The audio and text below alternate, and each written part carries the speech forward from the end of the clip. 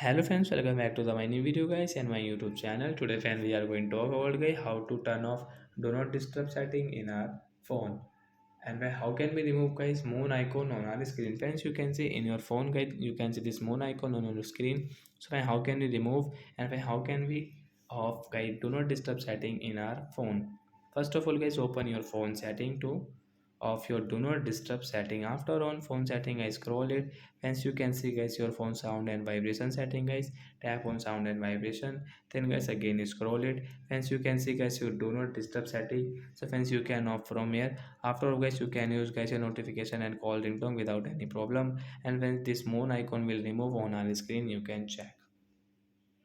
So like that guy, we can off get do not disturb setting. So that's it guy, thanks for watching the video. I hope friends you have understood how to off do not disturb setting. So bye bye friends, we will meet on next video guy with new topic.